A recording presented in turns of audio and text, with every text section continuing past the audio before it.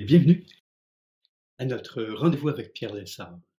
Je suis vraiment très heureux qu'on recommence enfin des rendez-vous qui me touchent, qui me réjouissent aussi, le fait d'être ensemble, le fait de pouvoir ouvrir des pistes d'amélioration. Le but de notre rencontre, c'est de favoriser un mieux-être, de favoriser une évolution que l'on ressent dans son être, le ressent comme concrète. Donc, il est 20 heures maintenant en Europe. Au Québec, il est 14 heures en plein milieu de la journée, mais on aura une rencontre aussi pour les gens du Québec qui travaillent le jour. Donc, on a une rencontre à 20 heures ce soir, aussi à l'heure du Québec. Et puis, il va y avoir la rediffusion, si vous voulez, le replay, qui est disponible sur le réseau de symphonie.live, que vous allez retrouver dans quelques jours, dans 2 jours, 3 jours, il sera là. Et puis, il y aura toutes les émissions précédentes aussi. Alors, le but de notre rencontre, comme je le disais, c'est d'accueillir des questions et offrir des pistes lumineuses. Je ne possède pas la vérité totale, évidemment, et souvent, c'est pas en une question que l'on peut cerner une situation qui est complexe. Alors, à partir d'une question, je veux amener quand même un thème. Par exemple, s'il y a une question concernant les l'atmosphère familiale, eh bien, je peux parler de la relation avec la famille, du rôle de la famille biologique, de comment on peut favoriser avec, différents outils qui sont à l'intérieur de nous, une atmosphère qui est plus favorable et quelle est l'importance relative. Donc, je vais pas nécessairement solutionner votre problème, mais je vais ouvrir des pistes, des orientations qui peuvent aider. En fait, nous sommes tous sur une voie d'évolution et sur cette voie, il y a des moments qui sont extrêmement joyeux, stimulants, propulsants et il y a des moments qui sont plus difficiles, plus exigeants et on rencontre quelquefois des nœuds, des entraves. On a l'impression de chuter, d'être bloqué, de ne pas avancer. Alors, dans ces moments-là, on peut aussi partager sous la forme d'une question et recevoir, tout à coup une invitation à peut-être poser un nouveau regard. Et ce qu'on se rend compte, c'est que comme on est tous unis, comme on est tous dans des voies d'évolution et même si on vit pas exactement la situation d'une personne selon sa question, on se rend compte que la réponse nous aide tous. C'est-à-dire que c'est une réponse en termes de d'ouverture qui peut quand même nous rejoindre sous un angle ou sous un autre. Alors là, les gens arrivent, vous vous présentez, j'aime bien quand vous dites d'où vous êtes, de Lyon, du Gers, des Landes, de Paris. Alors, beaucoup d'endroits en France, il y a des gens de la Belgique aussi, il y a des gens de la Suisse qui peuvent se joindre à nous. Donc, en fait, de partout dans le monde, même il y a des gens du Québec qui peuvent être là et il est 20 heures là en Europe. Alors, quand vous êtes prêt, quand vous avez envie, vous commencez à partager une question. Le but de notre rencontre, c'est pas que j'apporte des enseignements concernant quelque chose que vous avez entendu ici à gauche et à droite ou ce que dit un autre, enseignant. Pas d'amener un thème pour faire de l'enseignement théorique, simplement pour vous accueillir dans, quelque chose qui se soulève à l'intérieur de vous, qui se soulève dans votre vie. Il y a déjà Lydie qui nous pose une question et d'ailleurs, ça me fait penser, si jamais j'ai raté votre question parce qu'elle est précédente, n'hésitez pas à me le dire: «Pierre, tu as raté ma question qui était auparavant». Alors Lydie nous dit: «Pourquoi vous donnez des exemples sur l'harmonisation du passage de la naissance?» Oh non, pourriez-vous donner des exemples de l'harmonisation du passage de la naissance? Comment harmoniser, par exemple, une naissance où un enfant a cru mourir à la naissance durant quelques minutes, étouffé par le cordon ombilical, inscrivant une forme de confusion dans les ressentis de la bonne direction du mouvement de la vie avant d'être dégagé? S'agit-il pour l'enfant devenu adulte de prendre la responsabilité de la création de cette scène, alors même que l'enfant et l'équipe médicale avaient chacun leur libre arbitre?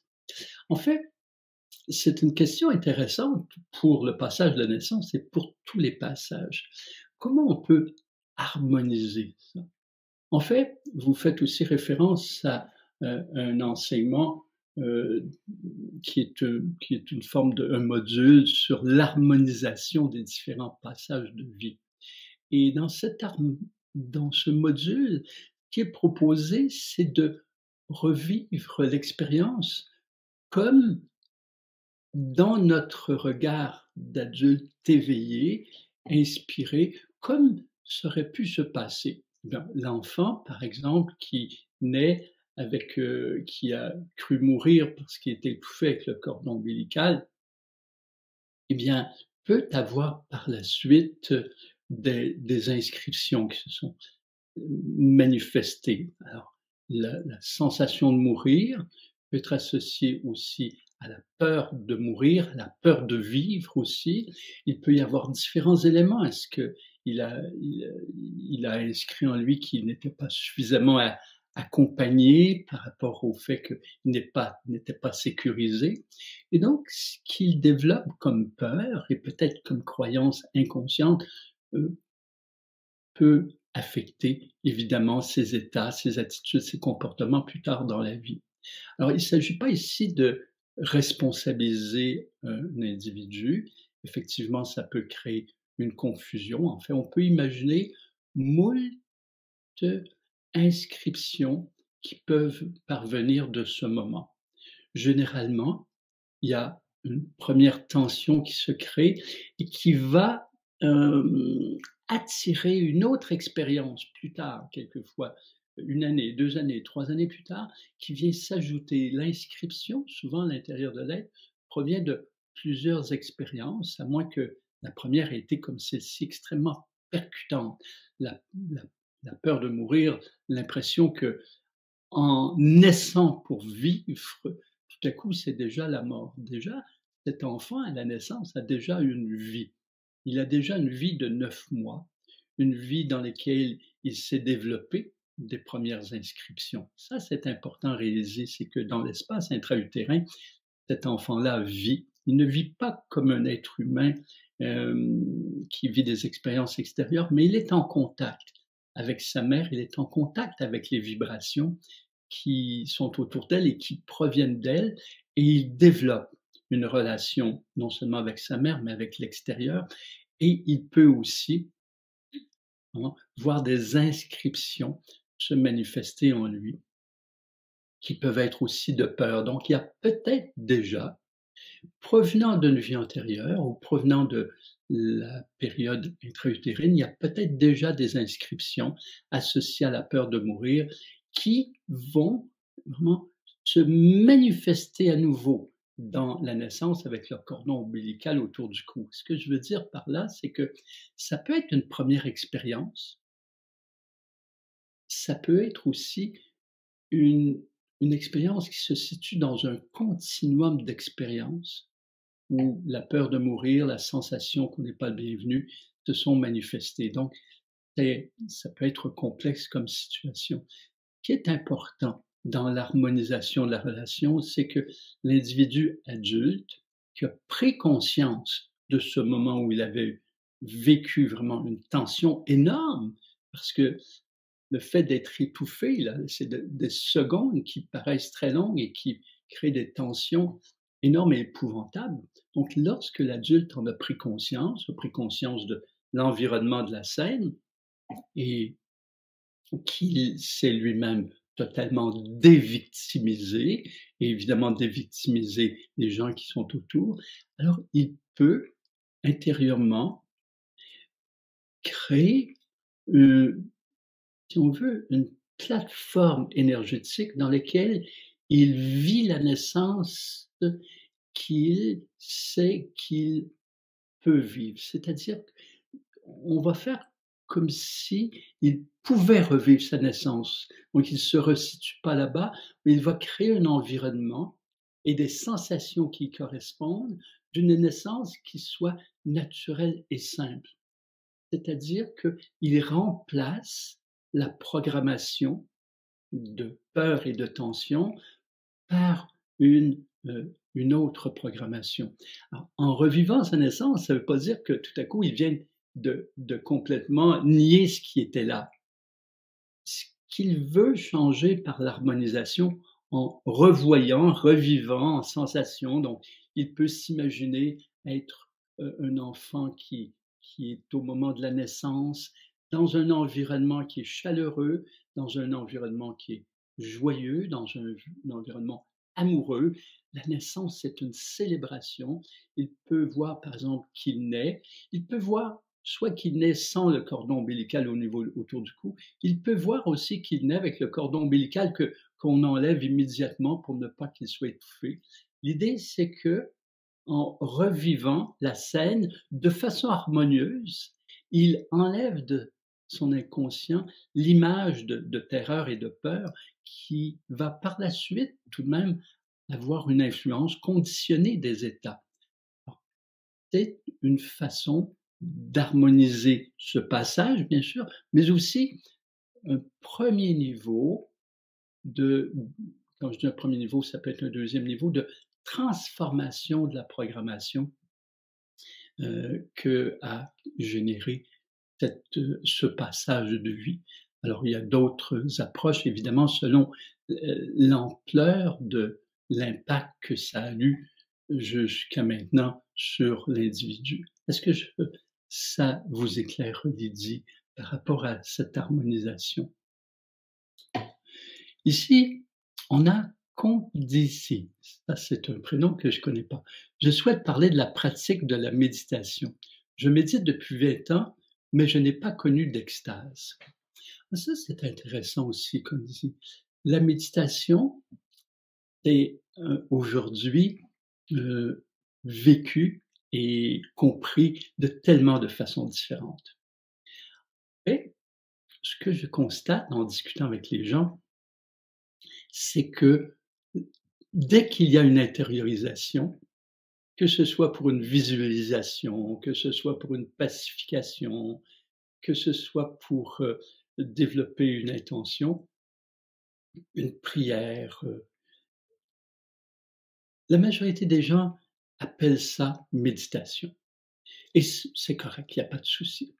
Toutefois, si on veut aller un petit peu plus loin, on peut dire qu'il y a des différences entre les intériorisations pour se rencontrer, pour se ressentir, pour vivre un moment de pleine conscience de soi, pour visualiser, pour transformer quelque chose, et une méditation profonde qui nous amène dans des ondes de plus en plus profondes, jusqu'à des ondes θ, dans lesquelles l'intention, c'est l'union. C'est vraiment de retrouver l'union totale à soi comme un être universel, donc transcender toute forme de dualité, c'est-à-dire de différence ou de division entre moi je suis incarné et mais j'ai aussi ma partie universelle, c'est-à-dire qu'on transcende ça, on entre totalement dans l'union à soi et à la vie sous toutes ses formes. Donc, dans cet espace méditatif, nous sommes en expansion. Les pensées qui circulent, on les laisse totalement circuler sans les nourrir. On laisse aller aussi toute émotion de sa part, c'est-à-dire que si tout à coup une émotion refait surface, on la laisse circuler comme si quelque chose sur l'eau circule. On s'est détendu auparavant, donc on approfondit de plus en plus notre état et on entre dans un état expansif. Et là, l'intention d'union reste présente à l'intérieur de nous pour s'assurer de ne pas avoir d'invitation à nourrir des pensées. On peut poser notre attention, par exemple, sur la respiration ou encore on peut dire ou chanter un mantra. Or, l'extase peut tout à coup se manifester spontanément lorsqu'il y a, d'une part, une sensation d'abandon d'une réalité qui est limitée pour entrer dans une réalité globale, c'est-à-dire dans une sensation d'être le tout en étant soi-même, c'est-à-dire qu'il y a plus de dualité aucune et là l'extase peut se produire. Alors, évidemment, il y a des méditants qui connaissent une extase après 30 ans, 40 ans de méditation et il y a des gens qui vont la connaître après quelques jours de méditation. Moi, souvent, je me suis rendu compte que l'extase, il y a une partie de moi qui va non seulement se rendre disponible, mais aussi la créer par un état de joie qui devient de la pure joie et en choisissant de suivre mon intention, soit de m'unir, j'entre progressivement dans un état de grâce. Je suis pas en attente de quoi que ce soit. Je peux dire que je suis, j'existe en expansion et je me sens être, exister, dans le tout et le tout à l'intérieur de moi et de l'état de grâce que je vis pleinement, c'est-à-dire avec une forme d'émancipation de plus en plus grande. Là, tout à coup, il y a une extase qui se produit, mais je l'ai tout à coup préparée par un état de joie et en allant encore plus loin, en me réjouissant de l'état de joie pour aller vers ce que j'appelle la pure joie d'exister. Et ça m'amène vraiment dans la pure joie d'être uni aux autres et dans la grâce. Donc, je place vraiment les éléments. Après ça, eh bien, c'est sûr que tout l'abandon physique, psychique de l'être dans cet état de grâce qui va permettre que l'extase vienne. Donc, c'est une question de pratique. Ça fait 20 ans que vous pratiquez, je comprends bien. Et à la fois, je ne sais pas exactement comment vous pratiquez et si vous êtes vraiment dans la méditation pure. Par exemple, la méditation pleine conscience qui est très populaire et très intéressante. Et moi, je l'appelle souvent, je veux comme pas de plus, j'appelle pleine conscience et totale sensation. C'est pour moi la période qui peut favorablement présider ou être avant ce moment d'ouverture totale. Donc je prends totalement conscience de mon corps, de ce qui circule au niveau des émotions, des pensées, pour justement pouvoir les dépasser, m'élever au-dessus de cela, laisser aller tout cela et entrer dans un espace de totale union. Alors, voilà ce que je vous suggère. Choisissez un état de joie, allez vers la pure joie dans le sens de vous réjouir de la joie et de l'existence à ce moment, d'une existence qui s'expand de plus en plus, qui vous amène dans un état de grâce. Et dans l'état de grâce, simplement savourer, savourer. L'extase va être comme une élévation, une montée qui vient partir de l'état de grâce. Alors, Candice nous dit, dans vos guidances, vous dites amener des gens à provoquer des extases, vivre des extases pendant la méditation provient d'un état intérieur. C'est rejoindre la sensation d'être dans un état de grâce. C'est la sensation que pour un instant, on est notre âme. Oui, voilà. Et c'est ce que je veux dire aussi. Vous dites aussi que la méditation pleine conscience est une préméditation, pareil pour le dialogue avec les cellules. Pourriez-vous nous en dire plus sur la méditation? En fait, euh, je parle toujours parce que c'est compliqué. Je vais vous dire pourquoi. Parce que des gens, quelquefois, me disent, voilà, j'ai adoré la méditation que vous avez faite. Par exemple, lorsque on fait Unis pour l'humanité le lundi, beaucoup de gens m'écrivent après: «Ah, j'ai beaucoup aimé la méditation». Pour moi, ce n'était pas une méditation. C'était un moment vraiment d'union consciente avec des gens sur un thème particulier. On s'intériorise, on prend le temps d'éveiller des aspects de nous, de recentrer, rééquilibrer, harmoniser des aspects de nous. On prend le temps de se connecter avec des gens, d'émaner. Alors évidemment, on est dans une période d'intériorisation de plus en plus expansive dans laquelle on va offrir. C'est pour moi un moment merveilleux. Personnellement, j'appelle pas ça une méditation. même quand je guide, moi, ce que je vais dire, c'est que je vais guider jusqu'à la méditation et le moment dans lequel on entre dans l'espace vaste, infini, j'appelle ça souvent l'espace pur, infini, du bleu de la nuit ou de la pure conscience de l'univers. Là, si je guidais jusque-là, là, je me tais. Je me tais parce qu'il y a que vous dans l'univers, vous êtes votre âme unie à l'âme universelle. Vous êtes toutes les âmes en étant vous. Donc, il n'y a plus de distinction entre vous, l'être incarné, vous, l'être divin, vous, les autres. Il y a vraiment toute cette ouverture, cette disponibilité à être le tout. Donc, je me tais. Vous savez, la méditation, pour moi, quand je vis la méditation, eh bien, il y a un silence. Ce qui fait qu'il peut y avoir la pleine conscience avant, il peut y avoir le dialogue avec les cellules avant, il peut y avoir aussi, par exemple, un mantra avant, il peut y avoir il peut y avoir un chant sacré. Et à un moment, tout à coup, de l'état de joie, je sens que j'entre dans quelque chose de plus vaste, de l'ordre de la grâce. Et là, je suis dans le silence. C'est un silence au niveau des pensées, c'est un silence émotionnel, c'est un silence physique.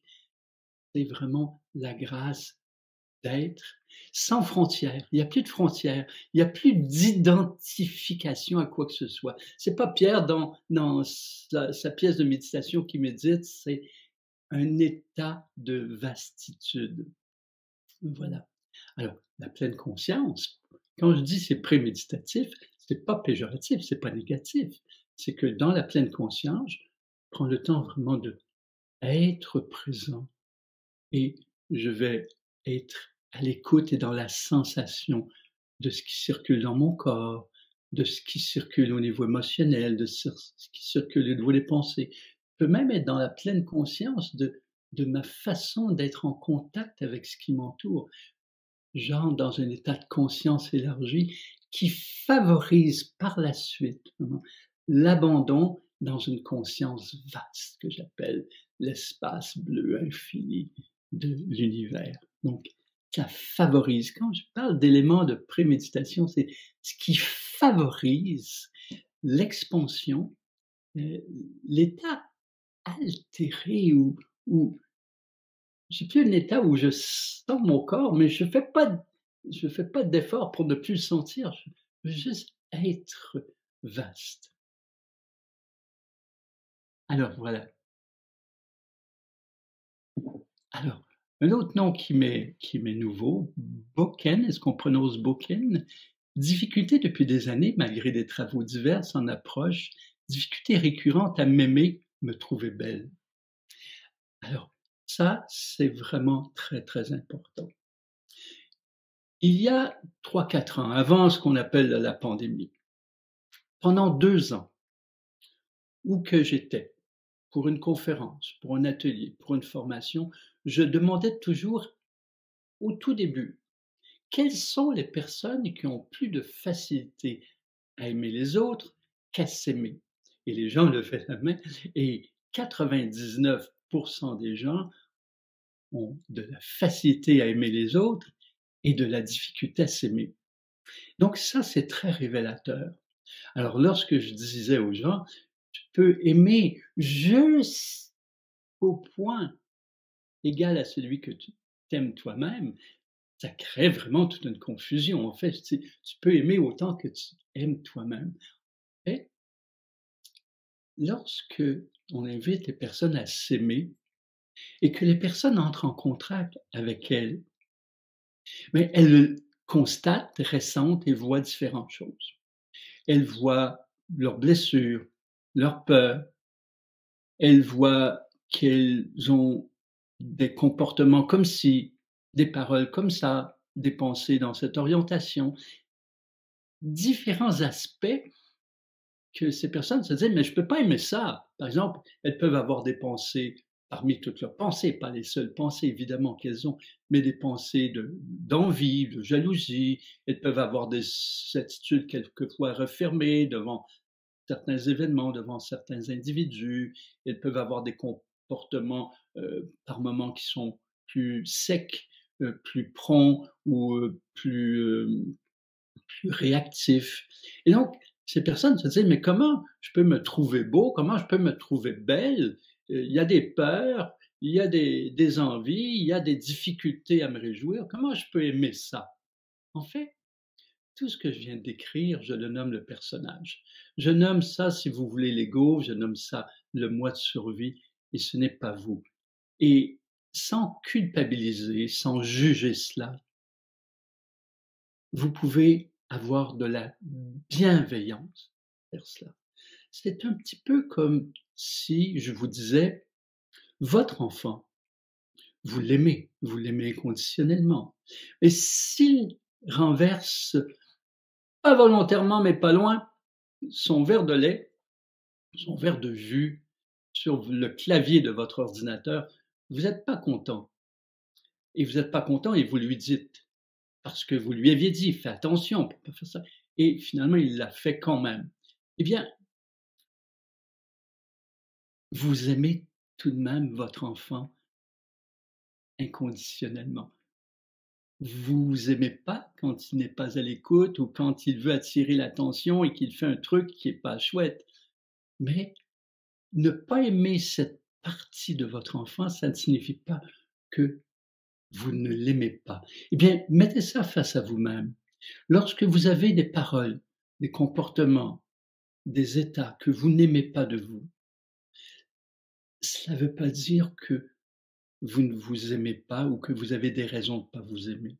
Ce que je vous propose d'aller retrouver, c'est justement les parties qui ne sont pas associées au personnage, à la personnalité ou à l'ego. Les parties qui sont vraies de vous, des qualités, des dons, des aspects que vous appréciez de vous, sans les comparer. Parce qu'une chose qui existe dans ce monde moderne, c'est que les gens sont habitués à se comparer parce qu'ils ont été éduqués dans ce sens-là. Même à l'école, il y a toujours de la concurrence. Qui aura la meilleure note? Qui est le premier de classe? Et puis, il y a toute une orientation pour qu'il y ait une performance. Tu dois avoir les meilleures notes, tu dois arriver avec les meilleurs résultats possibles. Parce que il semble qu'il y ait une forme d'évaluation extérieure. Et donc, on vit dans cet environnement-là. Là, je peux en parler longtemps, j'essaie de synthétiser. On vit dans un environnement où il y a toute cette recherche de résultats, qui fait en sorte que pour évaluer les résultats d'un, souvent on est amené à comparer à l'autre. Et là, je vous ramène à vous. Si quelqu'un se dit, tu sais, j'ai une bonne écoute, j'ai une écoute empathique. Mais en fait, il y a des gens qui, waouh, j'ai vu des gens, j'ai connu des gens dont l'écoute était beaucoup plus amoureuse, beaucoup plus empathique. Et du coup, eh bien, la personne ne reconnaît plus cet aspect d'elle comme une qualité. Pourquoi? Parce qu'il y a quelqu'un d'autre qui semble l'avoir développé davantage. Et ça, je dis attention, attention à cela. Je vous amène à observer en vous, ressentir qu'est-ce que vous aimez de vous. Vous aimez votre écoute empathique, par exemple.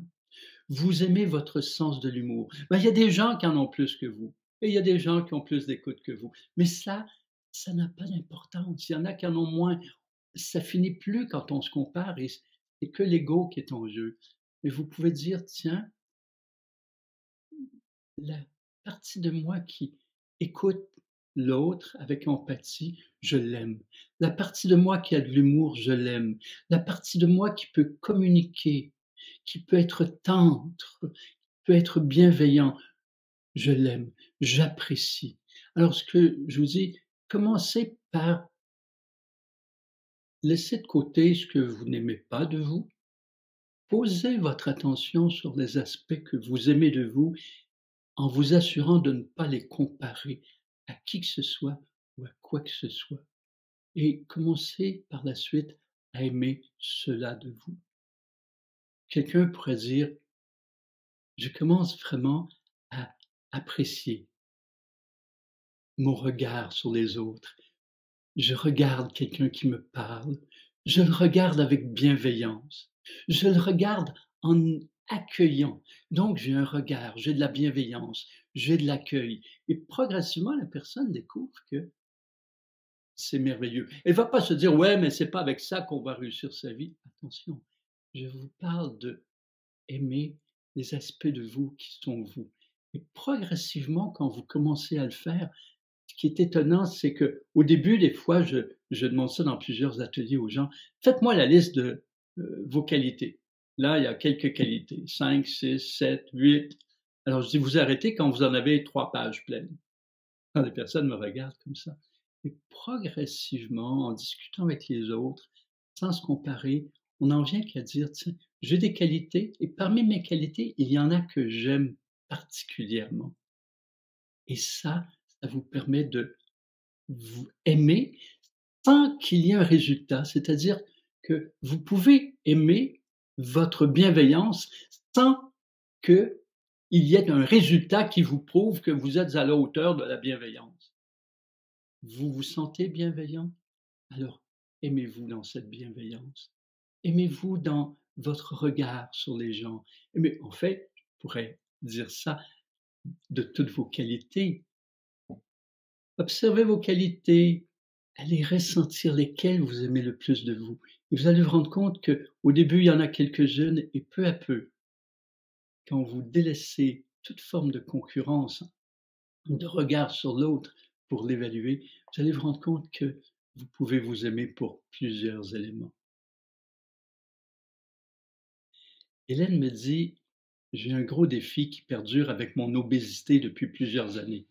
Et même si j'ai réussi à maigrir, je dégrossis car j'ai un comportement compensatoire avec de multiples ressorts.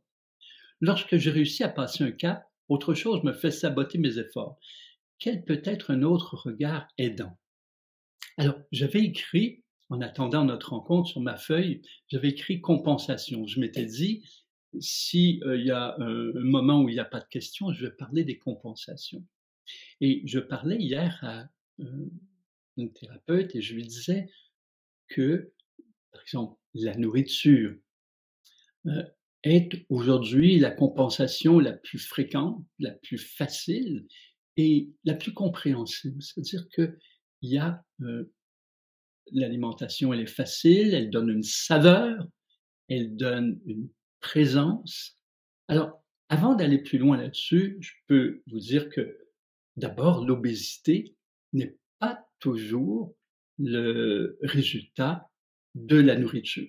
Alors, il y a des déséquilibres hormonaux, il y a des déséquilibres psychiques, il y a des états d'être qui vont favoriser vraiment de l'embonpoint, voire de l'obésité. C'est-à-dire qu'il y a des gens qui vivent de l'obésité et qui ne mangent pas énormément. Il y a des gens à côté qui sont tout minces et qui mangent 2 fois plus. Alors, il y a tout un ensemble et ça, c'est important de constater en s'observant, en observant ce qui se passe. Est-ce que c'est la nourriture? Après ça, dans la nourriture, il y a une question de quantité.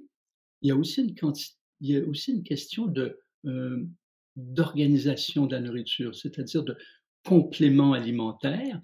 Il y a une question d'enzymes. Il y a aussi une question de rythme avec lequel on mange et il y a une question de moment auquel on mange. Par exemple, quelqu'un qui mange rapidement parce qu'il y a un stress, il y a une nervosité, il y a une tension ou parce qu'il n'y a pas de temps, ce qui crée de la nervosité, eh bien qu'il va avoir plus de difficultés à une bonne digestion, il va peut-être accumuler plus de substances grasses. Quelqu'un qui fait des combinaisons alimentaires qui sont un peu défaillantes peut aussi être avec des substances grasses qui s'accumulent.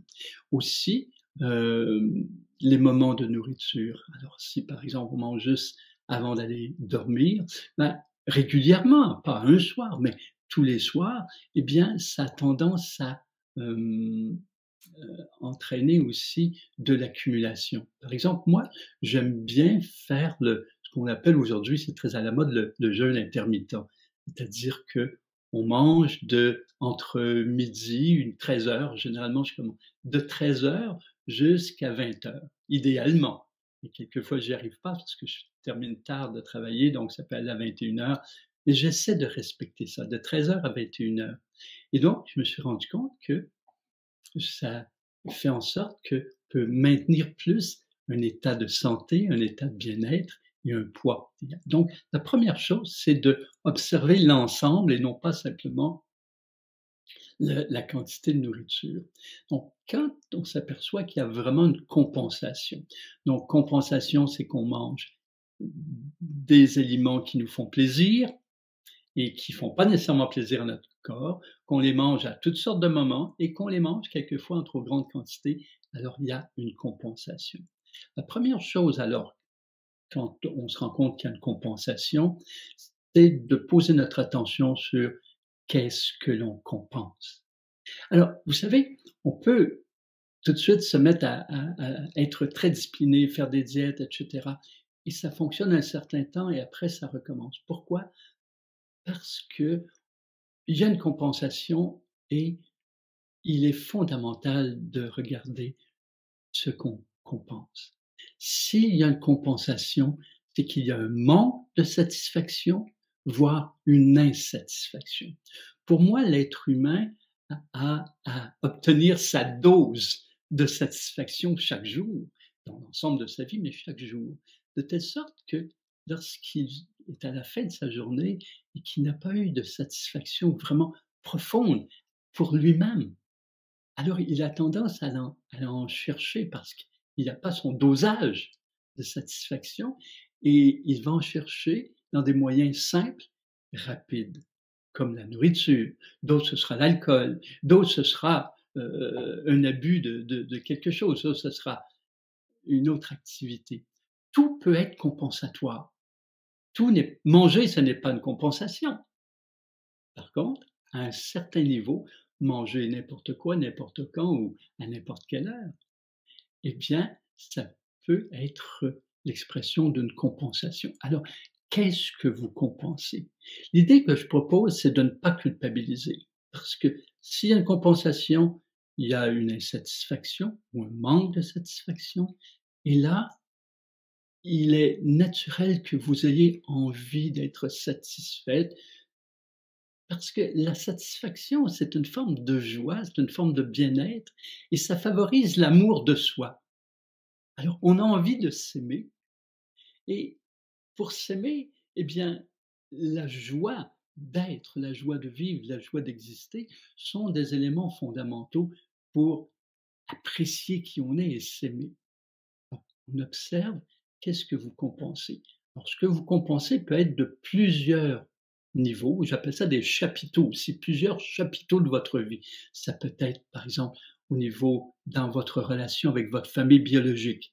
Il peut y avoir des tensions, il peut y avoir des éléments qui ne sont pas équilibrés et qui vous bousculent énormément et qui font en sorte que vous avez des tensions, vous n'avez pas de satisfaction à ce niveau-là et vous pouvez compenser. Ça peut être dans votre famille plus intime, vous, votre conjoint, vos enfants.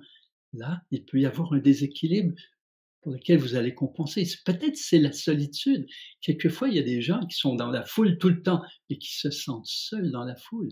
Il y a des gens qui sont accompagnés, qui ont un conjoint et qui se sentent profondément seuls, plus seuls quand il est là que quand il ne l'est pas. Ça dépend des personnes. Ça peut être aussi au travail. Peut-être que tous les gens au travail sont magnifiques, sont sympathiques, sont gentils, sont aidants. Mais en fait, peut-être que vous n'êtes pas dans votre voie et malgré tout le relationnel qui est merveilleux, vous avez l'impression d'être à côté de vous, à côté de votre vie, que vous n'êtes pas dans votre mouvement créateur. Et alors, vous avez besoin de compenser. Pourquoi? Parce que l'expression créatrice, le mouvement créateur, l'implication, souvent, les gens âgés vont nous dire: «Ça, j'ai l'impression de ne plus être utile». C'est une façon de le dire. Moi, j'appelle ça de ne plus collaborer de façon créateur à quelque chose et c'est là que je leur dis: «Quel que soit l'âge, on peut le faire». Mais ça signifie pas que parce qu'on peut le faire, on le fait, on n'a pas toujours les voies. Donc ici, que je vous dis, allez voir où il y a un manque de compensation, un manque de satisfaction et qu'est-ce que vous pouvez y faire? Alors, quelquefois, les moyens pour transformer ça prennent du temps et vous apporteront pas de satisfaction tout de suite. C'est alors que je dis, si vous ne pouvez pas modifier tout de suite, assez rapidement pour avoir des satisfactions, ce que vous pouvez faire, c'est changer de moyen de compensation. Vous voyez que ce moyen tout de même, il vous nuit, vous êtes plus lourde, vous avez peut-être des difficultés de digestion, peut-être que vous aimez moins comment vous arrivez à vous déplacer, et cetera, et cetera. Donc, vous pourriez vous dire: «Alors, qu'est-ce que je pourrais faire comme compensation?» Et là, quelqu'un peut se dire: «Tiens, j'appelle une amie». Moi, chaque fois que, je sens là que ça remonte, que je suis pas satisfaite, j'appelle un ami. Pas pour me plaindre, pour parler. Et donc vous vous faites des amis, vous appelez un copain, une amie et progressivement, vous vous rendez compte là qu'avec les amis, ça vous apporte d'autres satisfactions. Ce que je dis, c'est que d'un côté, on essaie d'élever un peu sa satisfaction progressivement, beaucoup si vous pouvez. Et de l'autre côté, choisir des moyens de compensation qui sont moins dévastateurs, qui ont moins d'effet.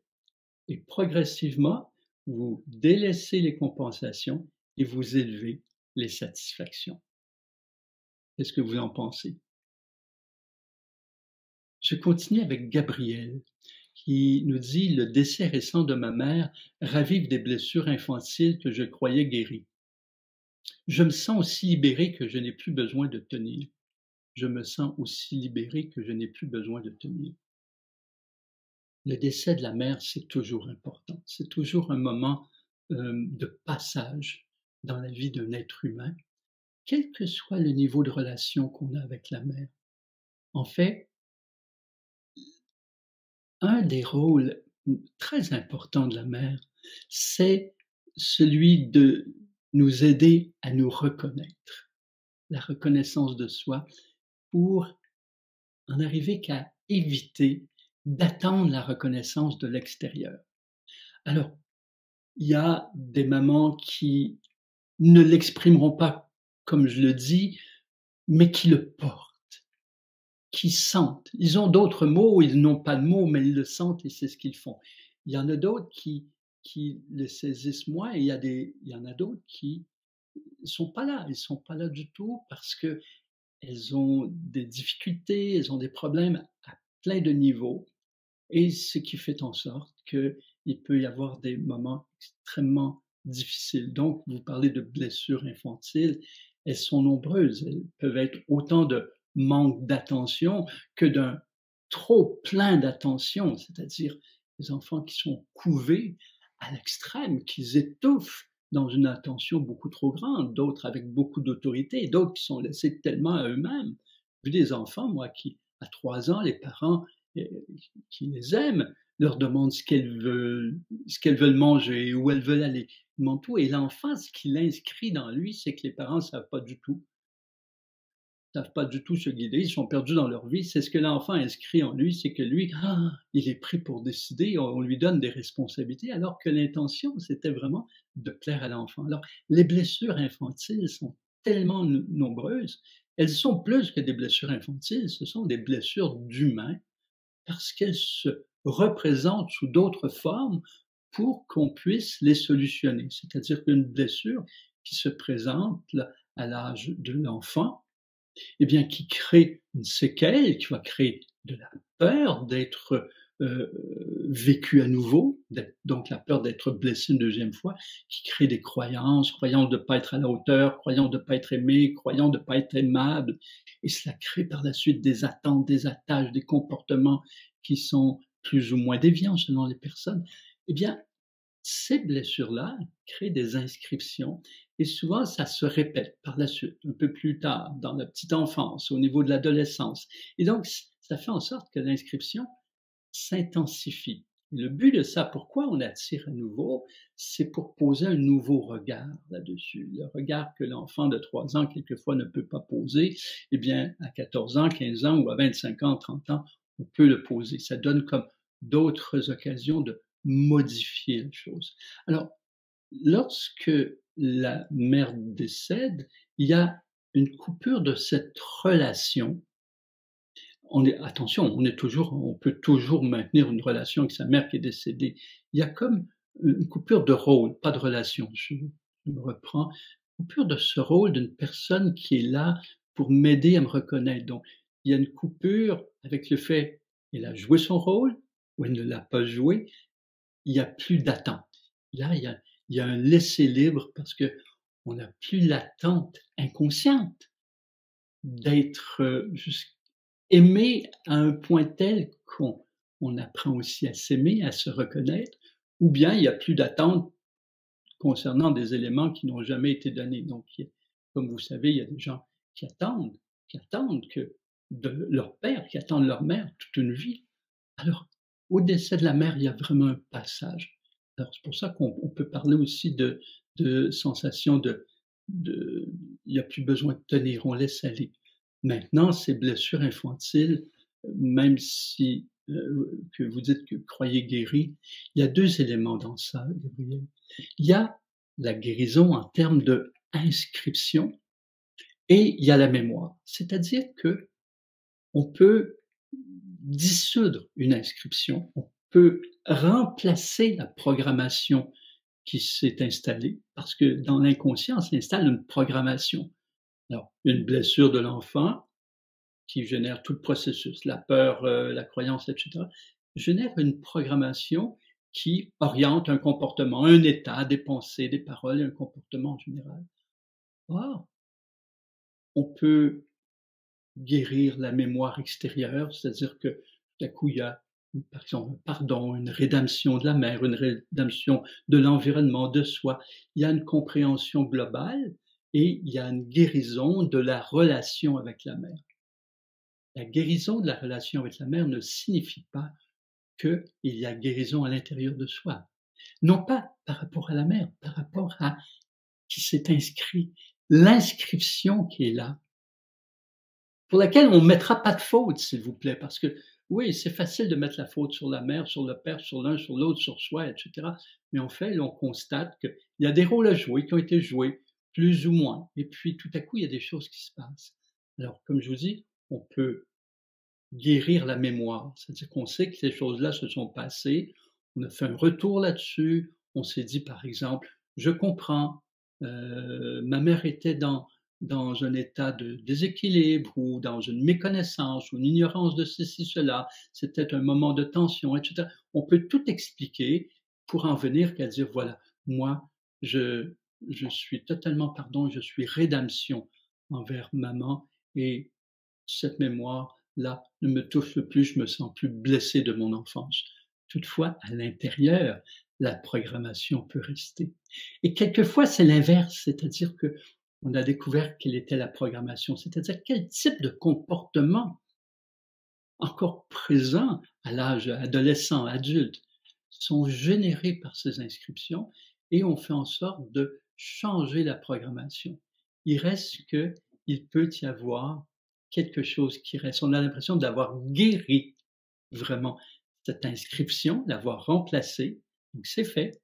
Il reste que la mémoire de ce que l'un a fait ou n'a pas fait touche encore. Il y a encore soit une tristesse, une une tristesse, une colère ou les 2 face à ces événements. Donc la guérison est à 2 niveaux. Évidemment, peu importe le niveau de guérison, lorsque l'on se rappelle la douleur d'un moment, parce qu'il a été vécu, eh bien, on peut toujours entrer. On peut avoir tout guéri, se dire: «Je n'entre pas dans ça parce que j'ai tout compris, puis j'ai changé tout». Il y a moyen aussi de rentrer et de revivre les choses et les faire émerger.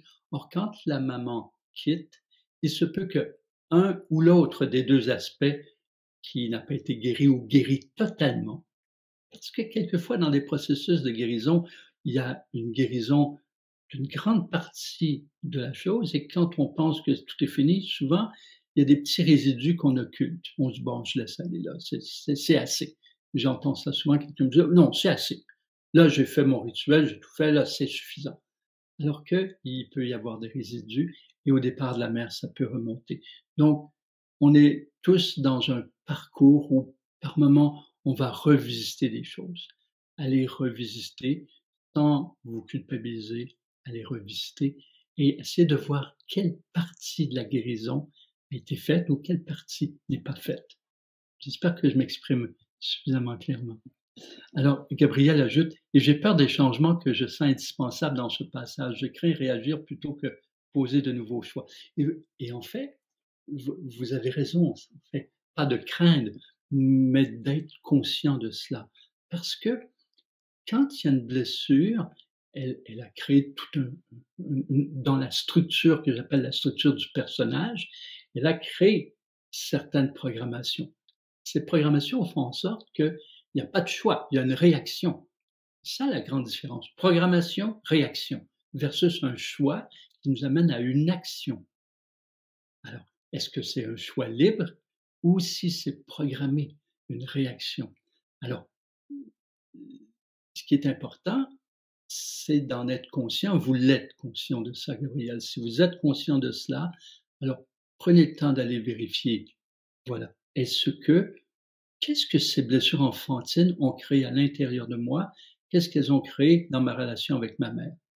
Alors, voyez si vous avez pu ou si c'est encore le temps d'être rédemption pour votre mère, où qu'elle soit, vivante ou pas, être rédemption en comprenant qu'elle aussi, elle avait ses ignorances, ses difficultés aussi, qu'elle a fait ce qu'elle a pu et peut-être qu'elle ne pouvait pas plus que ce qu'elle a fait et ça crée des blessures chez vous. Donc, il s'agit de rédemption, c'est-à-dire de transcender cette situation et aller voir aussi à l'intérieur de vous, tiens, tiens, tiens, ces blessures m'ont amené à avoir l'impression que je ne suis pas à la hauteur dans telle situation et ce qui fait que je me retire ou je m'évade ou je prends une image, je compense. Et là, vous dites, tiens, tiens, tiens, tout ça, ce sont des réactions. Alors, je vais choisir de transformer cette programmation pour être libre. Être libre, ça veut dire je choisis. Alors, transformer une programmation intérieure, ça peut se faire de plusieurs façons. Ça peut pas se faire à la légère, c'est pas quelque chose qu'on fait comme ça, balayant d'un geste de la main ou d'une pensée. Alors, il y a différentes on peut utiliser la thérapie, bien sûr. Et dans les thérapies, il y a plusieurs voies différentes, plusieurs approches différentes. Et il y a l'approche de la suggestion. D'abord, le fait de prendre conscience par l'observation de vous de ce qui est réaction. Quand vous détectez que là, vous n'avez pas choisi que vous réagissez, ça vous permet de suivre le fil puis de dire, tiens, qu'est-ce qui m'a amené à réagir? C'est une colère, c'est une tristesse, c'est une ignorance. Donc là, vous voyez comment la programmation s'est construite. Qu'est-ce qui est là? Et là, vous pouvez dire, tiens, je veux changer cela. Je veux changer cela. Imaginons que vous réalisez que le fait d'une programmation comme quoi vous n'êtes pas à la hauteur fait en sorte que vous avez tendance à réagir en étant pro. C'est comme si le côté pro fait en sorte que, tiens, on ne voit pas que vous vous sentez pas à la hauteur. Une image de vous. Et là, vous dites, tiens, je vais changer cet aspect de ne pas être à la hauteur. Comment? En choisissant d'être à la hauteur. Être à la hauteur de quoi? À la hauteur de vous, à la hauteur de ce que vous aimez en vous, à la hauteur de ce qui vous fait vibrer, à la hauteur de ce que vous voulez créer, et non pas à la hauteur de ce que l'on attend de vous à l'extérieur. Et là, vous pouvez faire aussi ce qu'on appelle des croyances renversées, c'est-à-dire je suis à la hauteur, j'aime tel aspect de moi, tel aspect, et même on peut écrire ces croyances positives, les écrire, on peut les mettre sur des billets, sur des feuilles, sur des post-it que l'on met dans le miroir, qu'on met différent, et on va répéter. La répétition fait partie du processus de programmation. Donc, il y a plusieurs voies, c'en est une. Voilà. Lydie nous dit cela s'éclaire un peu, je ne comprends pas le fait qu'on change les faits dans l'harmonisation. En fait, on en a déjà parlé, je pense, Lydie, même par écrit, on s'est écrit là-dessus. Et on ne change pas les faits. on change la vision de ce que vous voulez. L'effet, c'est qu'il y a eu une naissance difficile pour une raison où il n'y a pas de faute. On peut attribuer la faute à un ou à l'autre. Il n'y a pas de faute. Il y a peut-être eu des ignorances, il y a peut-être eu des manques, il y a peut-être eu, etc. Mais en fait, ça s'est passé. Et ça a généré par la suite, peut-être comme je l'ai dit, une peur, une croyance et un conditionnement. Or, quand on reprend dans la conscience de tout cela. Par exemple, moi, quand je suis né en étouffant. Donc ça me parle. Pas parce que j'avais le cordon, parce que j'avais un problème de poumon majeur. Donc j'étouffais et pendant les 5, 6 premières années de ma vie, j'étouffais. Ma mère me disait: «Tiens, on a cru que tu allais mourir souvent. Tu étouffais». J'ai un problème d'étouffement. Alors, par la suite, j'ai constaté aussi que j'étouffais parce que j'étais surprotégé.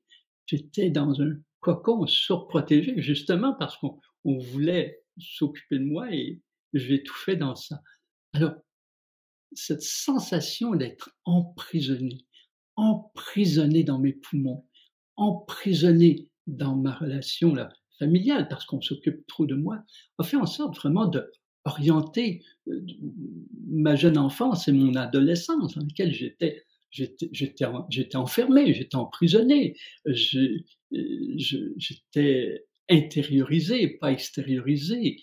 Euh, je me sentais pas à la hauteur des autres, j'étais timide, je, je, tout ce que je compensais par l'intellectualisation des choses. Donc, j'étais bon intellectuellement et donc je compensais. Mais à la fois, tout ce qui était physique, je me sentais nul parce que je n'avais pas pu développer correctement mon côté sportif, mon tonus, ma souplesse, etc. Donc, ça l'a conditionné beaucoup de choses. Mon rapport aux autres était très fermé, comme s'il y avait une crainte d'être vu comme moindre, ou je me sentais moins. Alors, quand je fais le processus, je sais bien que je suis né en, en étouffant. Je ne vais pas changer ça, cela ne se change pas. Je suis né comme ça. Par contre, ce qui change, c'est qu'aujourd'hui, je peux dire, tiens, je revois ma naissance et je le revis intérieurement et les premiers moments et je respire profondément. Parce que non seulement j'avais des difficultés pulmonaires, mais mon nez ne respirait pas. Ça a pris 20, 28, 29, 30 ans avant que je puisse respirer du nez. C'était bloqué, c'était tout bloqué. Alors le jour où j'ai pu respirer du nez, j'ai compris, waouh, que c'est merveilleux respirer. Alors beaucoup plus tard, j'ai fait cette réharmonisation. Je me suis vu naître et respirer. Respirer par le nez, respirer à plein poumon, respirer dans ma vie. Ça n'a pas changé les faits. L'intention, c'est pas de changer les faits. L'intention, c'est de changer l'état dans lequel je suis au moment où je fais ça. C'est de me libérer de des effets de ce passé. Donc, je vois ce que j'ai envie aujourd'hui d'avoir eu comme naissance et je le vois, je le sens et j'inscris en moi toute l'ouverture que ça crée. Comme si, voilà comment aujourd'hui, dans l'état de conscience où je suis, j'aurais voulu vivre ce moment et j'en sens tous les effets maintenant. Ça ne change absolument rien du passé, mais ça change mon présent. Ça ne change pas mon enfance, ça ne change pas ce que j'ai vécu, mais ça change ma relation avec le présent. Ça élimine tous les résidus de conditionnement. Cela m'amène dans une joie totale. La joie, ce n'est pas à partir de 7 ans où j'ai commencé à libérer mes poumons et à partir de 30 ans où j'ai commencé à respirer par la nez. La joie, elle est là et elle est là sans limite de temps parce que j'ai à réharmoniser cet aspect. Voilà. Alors, Condici nous dit: «Avez-vous une formation en ligne qui nous apprend à méditer?» C'est étonnant que vous me dites ça aujourd'hui parce que depuis 2 semaines, je nous dis: «Tiens, dans Symphonie, je veux absolument que l'on mette une formation en ligne pour la méditation». parce que, pour moi, c'est fondamental. Donc actuellement, elle n'est pas là, mais je peux vous dire que je vais faire en sorte qu'elle soit là très bientôt. D'autre part, dans mon intention, dans mes rêves éveillés, dans mes discussions presque chaque jour, je veux faire en sorte qu'on ait un centre, un temple de méditation en France et que tout le monde puisse venir méditer et qu'on y médite tous les jours et qu'on puisse venir méditer et qu'à l'occasion aussi on donne des, si on veut, des cours, mais on vit dans un espace aussi où il y a la méditation.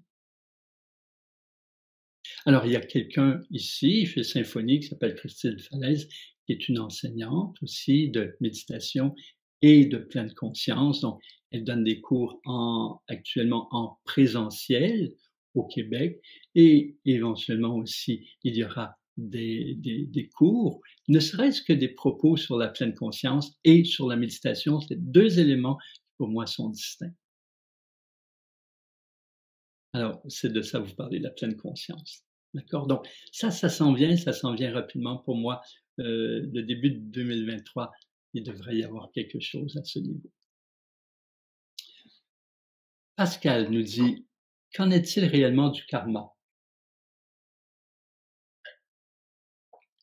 Maître du karma et annales akashiques à nettoyer et toute une cuisine autour de ça.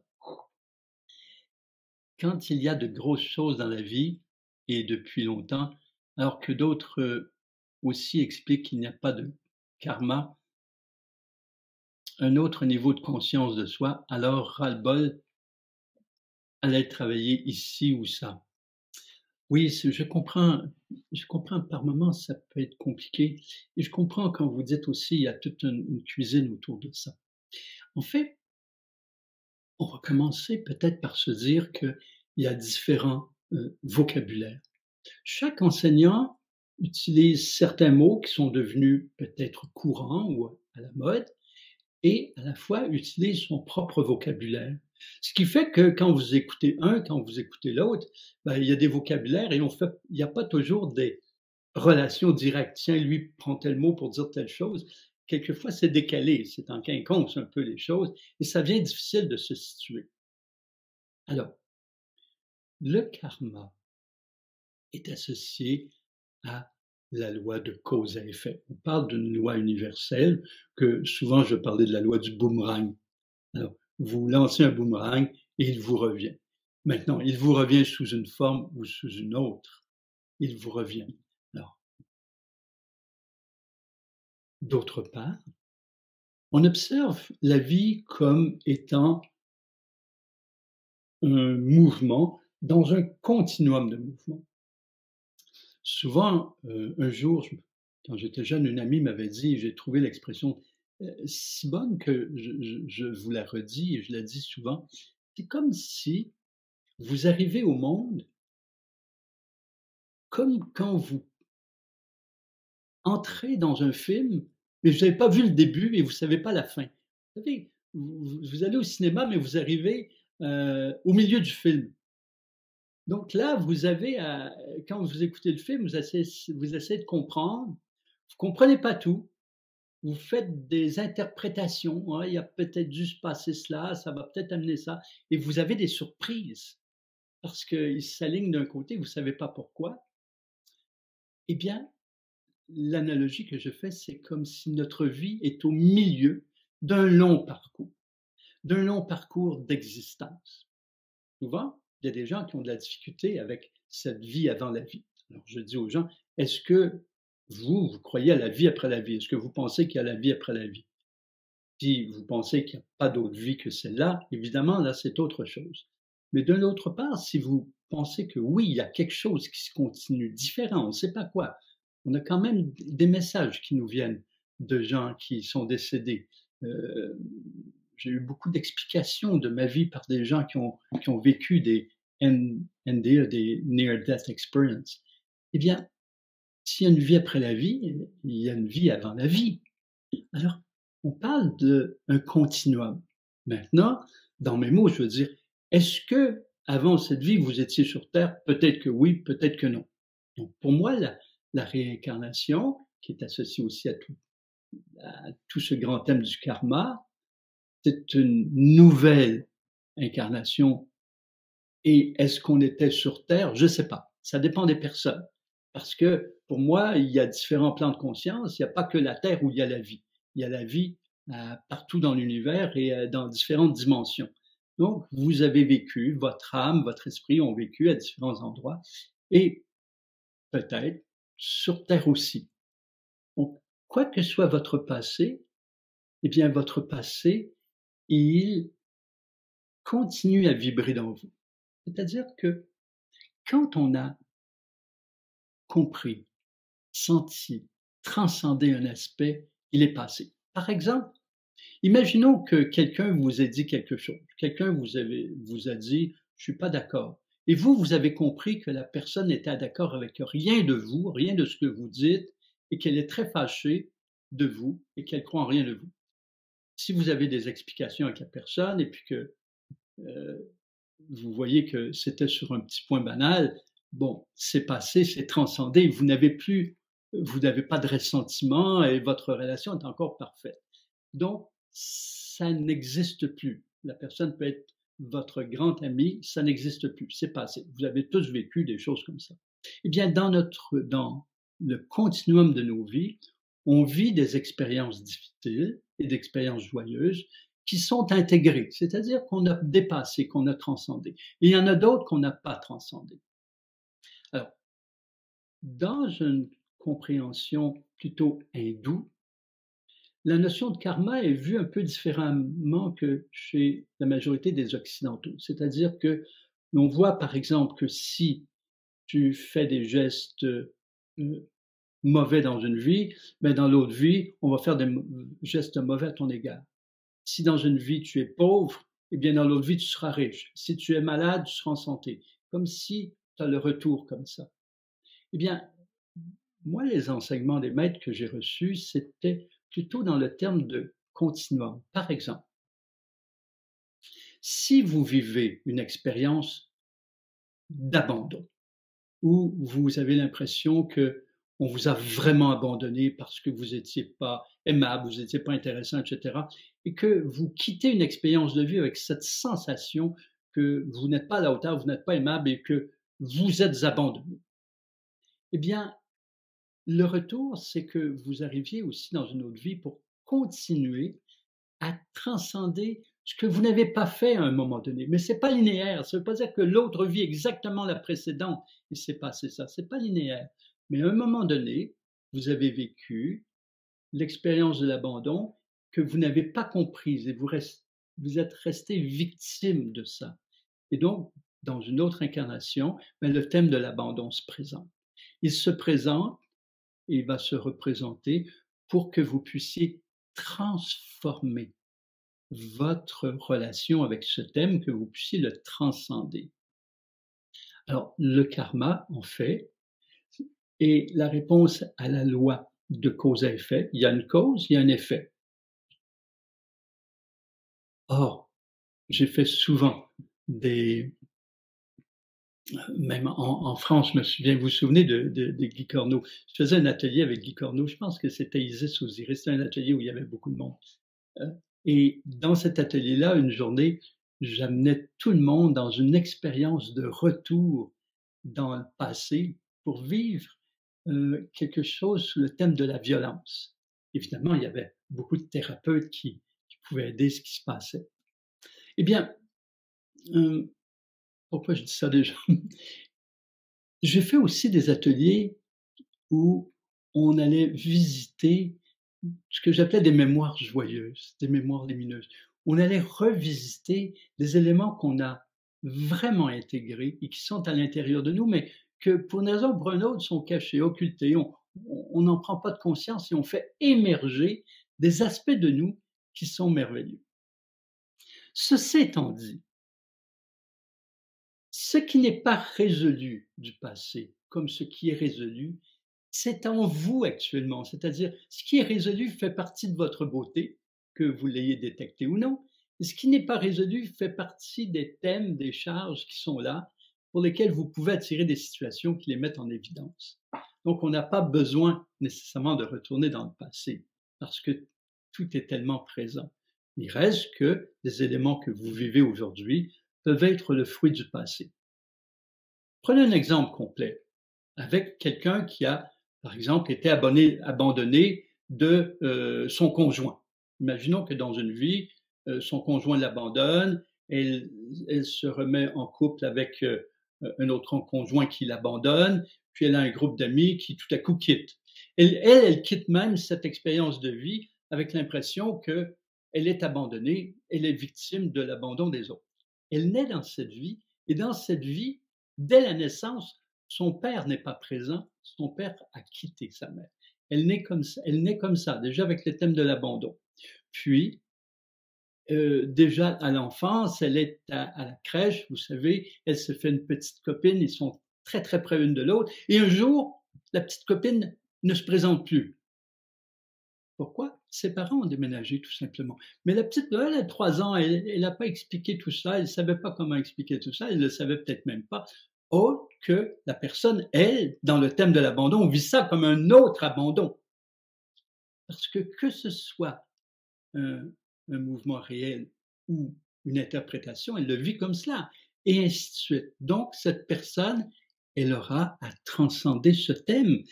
Sinon, ce que ça fait, ce thème qui est inscrit en elle, conditionne des états d'être, des pensées, des paroles qui nourrissent encore ce thème. Elle aura à comprendre que l'important, c'est qu'elle ne s'abandonne pas, qu'elle se reconnaisse, qu'elle soit présente à elle. Les autres, c'est tout un ensemble de circonstances pour lesquelles il y a des raisons, et si on connaissait toutes les raisons, on comprendrait peut-être. Ça ne donne rien d'être la victime de qui que ce soit ou de projeter notre courroux sur un être. L'idée, c'est de dire, oui, j'ai connu des moments difficiles, oui, j'aurais aimé mieux autre chose. Et dans ma vie, sans être indépendant des autres, ce qui est important aussi, c'est de se reconnaître, et moi, je ne vais pas m'abandonner. Donc, le thème de l'abandon amène la personne à voir est-ce que moi, je m'abandonne dans ma vie. Alors, qu'il s'agisse de karma ou non, vous avez ça à régler. Il y a un thème qui se présente, c'est l'abandon, vous le vivez concrètement. Si vous ne le vivez pas concrètement encore, vous n'avez pas besoin de vous soucier. Si par exemple on vous dit, ah, dans une autre vie, il y a telle chose et tu viens avec un karma d'abandon, mais si vous ne vous sentez pas abandonné, ben, vous ne vous en préoccupez pas. Vous n'allez pas commencer à travailler sur des choses qui ne vous touchent pas. Voilà, est-ce que j'explique suffisamment? Maintenant, lorsque vous voyez j'ai tel thème, qui viennent d'une vie antérieure, que ce soit karmique ou non, si vous sentez que vous avez ce thème de l'abandon, vous vous sentez abandonné, vous n'êtes pas bien avec ça, vous vous demandez est-ce que je suis à la hauteur, je suis aimable, il y a quelque chose à transformer à l'intérieur de vous. Donc, oui, le karma, les annales akashiques, c'est simplement comme une bibliothèque dans laquelle tout est inscrit. Donc, vos expériences passées, présentes, futures, tout est inscrit. Alors, vous pouvez récolter là. Ce sont des expériences qu'on peut faire qui sont intéressantes. Il reste que concrètement, au jour le jour avec vous, eh bien, si vous sentez que vous avez un thème, le rejet, l'abandon, la trahison, la solitude, que vous le vivez, eh bien, vous avez ça à transcender.